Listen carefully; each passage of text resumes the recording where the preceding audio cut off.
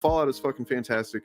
I'm kind of Yeah. wanting to play the games now. I mean, I played a little Yeah. bit of, I think it was 4 maybe that I played. Yeah, Some of- I mean, you're not alone. The Fallout games have now seen a massive surge in player base. Bethesda are probably very happy with how this show has led to more sales. This is the good thing about adaptations, you know? It's the same with books and comic books and all that. If a good show or movie comes out about something that's already pre-established, people are going to be like, you know what, I really like this, I'm going to go watch it or read it, you know? The MCU and superhero movies in general have probably brought so many people into comics, you know? Same with how the One Piece live action adaptation also brought a lot of people to reading One Piece, you know? And now with these video games, people are playing The Last of Us, they're playing Cyberpunk, they're playing Fallout. And that's an awesome thing to see. But specifically with Fallout, which we've seen multiple times with new shows and movies that are coming out, there seems to be some kind of anti-woke reaction, I guess pre-reaction beforehand, saying it's going to be woke because it has all the prerequisites for being woke. You know, it has the female protagonist along with a black protagonist alongside. It also just covers some pretty political stuff, and there were some people calling it woke beforehand, which is incredibly funny if meant in any serious capacity, because Fallout is a generally pretty woke game series. You know, they deal with politics. That's the whole point of, it's a big point of the game. About a post-apocalyptic future, though. Exactly, yeah, and a company that that monetized the end of the world, right? And yeah, there's nothing political about this, but only once there are people of color or women who are cast as leading roles, and it's also starring a trans man who plays I'm pretty sure non-binary character called Dane. Haha. It has everything needed for people to call it woke beforehand, which is childish, of course, but people still do it. However, this is something they do often before something new comes out.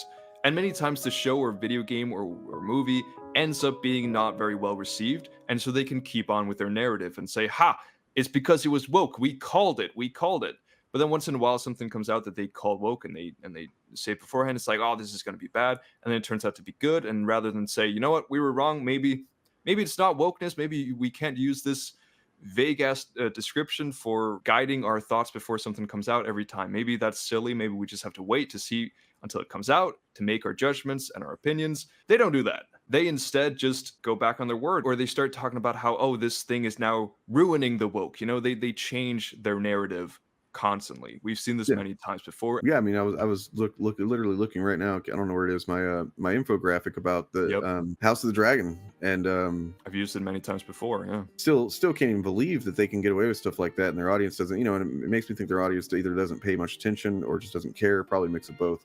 I just found a couple examples of some channels that had mentioned it being woke or bad beforehand, who then kind of switched up afterwards, after it came out, with the first one being from our good friend YellowFlash, who, as you can see, 4 months ago, Amazon Fallout series already fucked. Showrunners confirm, and it's just like they won't stop. And there's a rainbow flag, and there's the woman in the front, and it's with anything YellowFlash insinuates, oh, it's the woke. Yeah, I mean, what blows my mind is that they keep the prior video up in public. You know, exactly. You'd think they would have the shame to, you know, the savvy to go, oh, I better hide that other video now that I'm grifting the other way. Yeah, exactly. And they try to create some kind of narrative, and then here you see a couple days ago, after the show has come out, Fallout show actress destroys Hollywood narrative. The truth is out because she said she loves the games. And its description, the Amazon Fallout TV series is doing well, and the actress playing Lucy knows why. And it's like, it's the switch up, and like you mentioned, they don't even delete the old one or mention it's like, I was wrong. It's just from narrative to narrative to narrative. Beforehand, oh, this show is going to be woke, and it's going to be garbage. Let's focus on that. Now it's actually good, and you know what? It's actually because it was anti-woke, and the actress... Right. She's a queen, and she is the anti-woke goddess we've been looking for. And it's the same story over and over again. With the next one, we have Josiah Rises, who a month ago said, Fallout is a disaster already. Woke Hollywood ruins another franchise. The standard RIP with the downward arrow and the tomato meter. Oh my god! And a completely fake tomato meter. Yeah, he does that a lot. By the way, like I've seen him in particular, he uses fake tomato meters quite a bit. Yeah.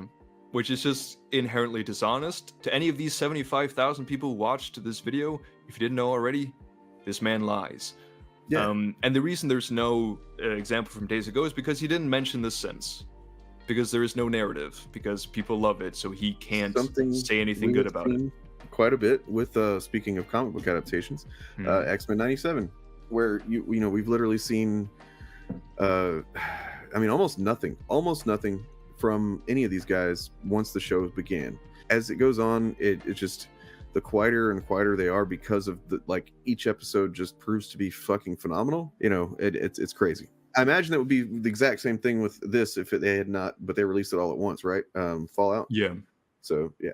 And with X-Men 97 beforehand, there was people saying, "Oh, it's gonna be woke." They've removed Rogue's. They've removed Rogue's juicy fat ass, which wasn't actually very big or pronounced in the original series, as I've seen. And Morph is non-binary, and Morph is now non-binary, which he has not mentioned at all.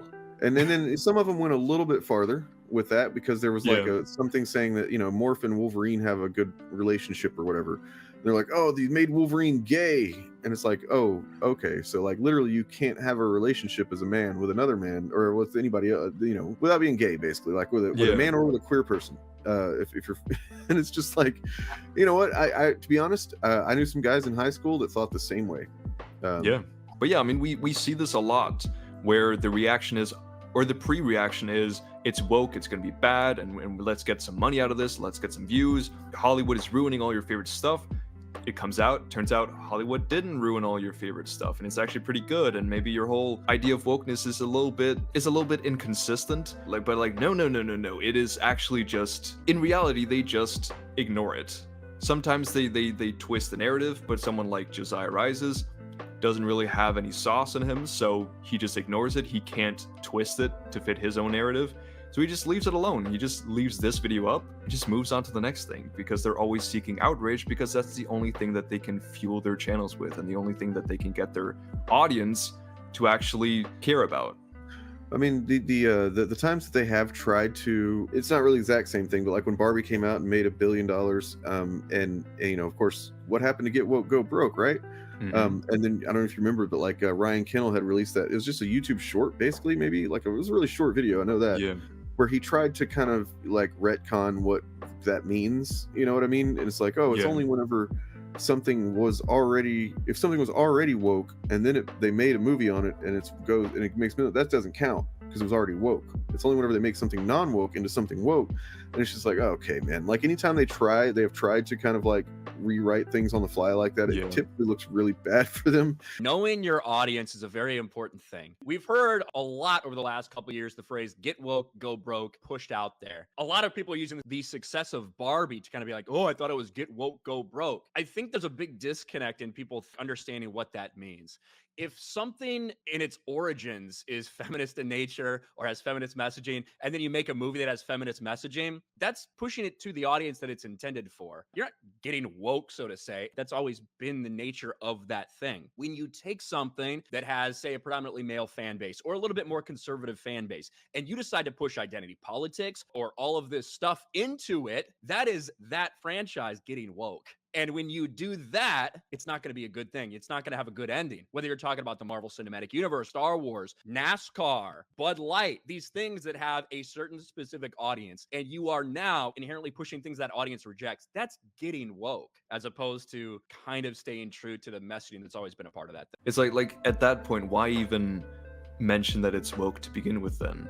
If something like Barbie's oh, this movie's going to be woke, and if now you're saying, oh, if it's already woke, then it'll be fine, then what's the point of calling it out then? From the grifter perspective, it's that, they want the clicks. They don't care what the outcome is, right? The whole point is to, you get the word woke in there, and it's algorithm bait, and then you get the name of the thing that is already being talked about in the algorithm, and those two things combined, and that's good views. You know what I mean? And they don't think past that. They don't think past, or maybe some of them do think that it's going to be woke and everybody's going to hate it, and then they're surprised. Who knows? Yeah.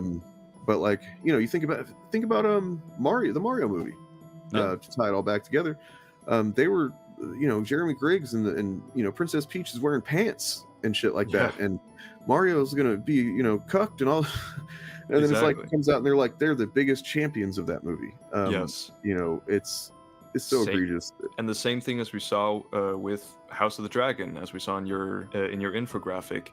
Before that came out, they were like, oh, they made a whole house, as in House of Valerian. They made them all black, and they've changed all this, and then there's a focus on a woman and stuff. And then it comes out and it's really fucking good, and everyone loves it, and it's critically acclaimed.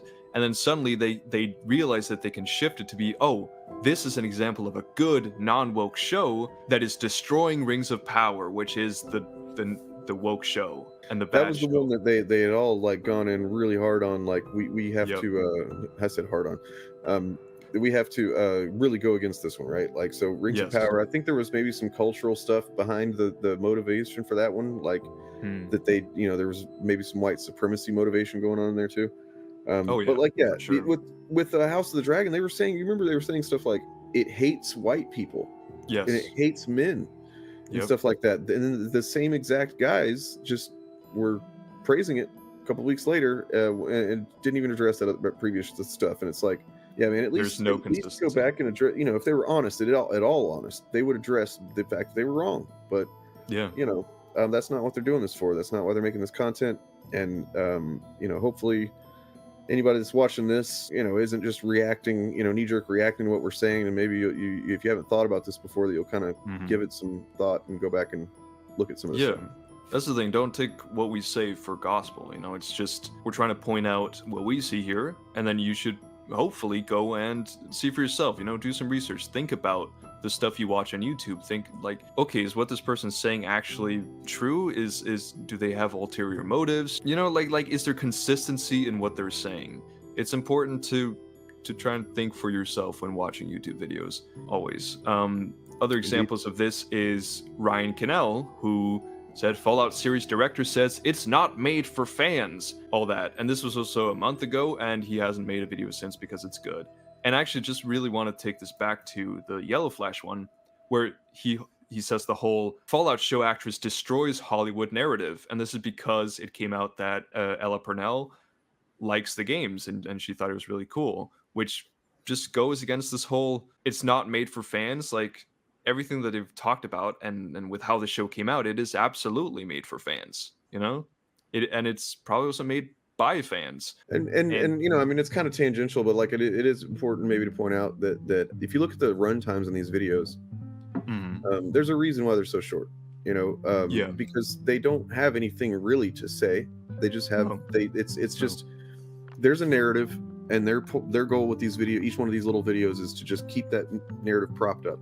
And that's all they need to do is get on there and say the thing, repeat it, say the buzzwords, put it in there, and that's done. You know, algorithm bait. And with RK Outpost, he usually uploads multiple of these videos a day when he's in a good groove.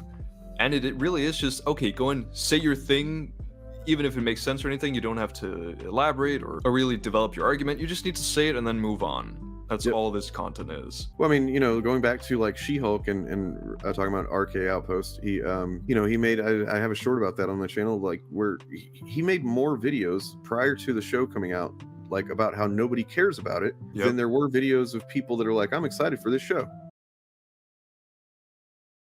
But more so than anything else, it seems like nobody really cares about She-Hulk. That people are begging for Disney to save Daredevil, but they're going to bring him back to promote a garbage series that nobody gives a fuck about. They're using this character and his reveal, his in-costume reveal, in a show no one cares about. To get people excited about a show that no one cares about. Yeah, and that should tell you something, I feel like. You know what I mean? You know. And then lastly, just The Quartering, who 4 months ago said Amazon's Fallout TV series woke trash. Some very concerning signs already. Of course, we have the female protagonist. We have all these pins that he's placed on there. There's rainbow flags, all the good stuff. The pussy hat. The pussy hat, yeah. And then we have epic meltdown over big juicy booty upgrade to Amazon's Fallout. What? I like saw that post, like the meme posted one time, and that's all I've seen of it. It's like I haven't seen anybody upset about that thing. That's so stupid.